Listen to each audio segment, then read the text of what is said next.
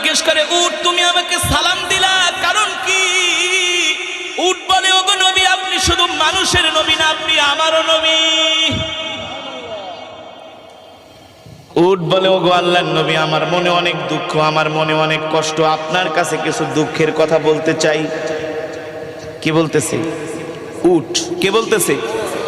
উট বলতেছে, ওগো নবী, আমার মনে অনেক দুঃখ, আমার মনে অনেক কষ্ট, আমি একটু আমার মনের দুঃখগুলো আপনাকে বলতে চাই।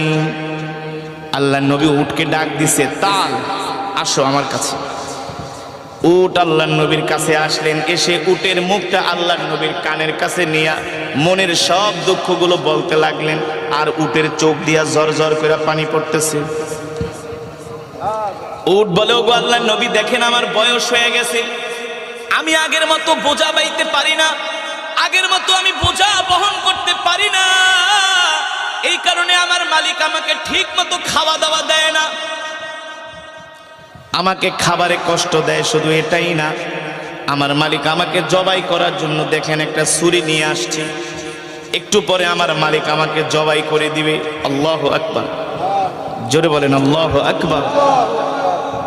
আল্লাহর নবী উটের কথাগুলো শুনছেন, আর উট কান্না করে বলতেছে, ওগো নবীজি, দুনিয়ার কোন মানুষের কাছে মনের দুঃখ বইলা লাভ নাই, একমাত্র আপনি ছাড়া, আপনি তো রহমাতুল লিল আলামিন।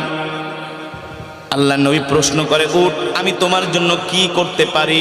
উট বলে, ওগো আল্লাহর নবী, আপনি আমাকে আমার মালিকের থেকে ক্রয় করে আপনি আমাকে আজাদ করে দেন, আমার মালিকের থেকে আপনি আমাকে কিনা নিয়ে আজাদ করে দেন, কারণ আমিও তো আপনার উম্মত।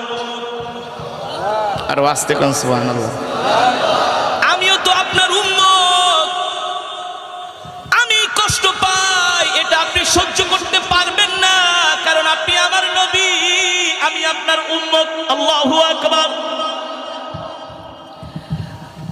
আল্লাহর নবী উটের কথাগুলো শুনে ডাক দিছে, ইয়া সাহেবাল মালিক, এ উটের মালিক কি, এদিকে আসো, এ উটের মালিক কে, এদিকে আসো। আল্লাহ নবী ডাক দিলেন, এ তুমি এই উটকে কষ্ট দাও কারণ কি? উটের মালিক বলে, উটকে আমি কষ্ট দেই, এটা আপনি আবার কিভাবে জানেন? সুবহানাল্লাহ। তুমি উটকে ঠিকমতো খাবার দাবার দাও না, তুমি উটকে কষ্ট দাও, তাকে তুমি জবাই করে তোমার আত্মীয় স্বজনকে খাওয়ায় দিবা।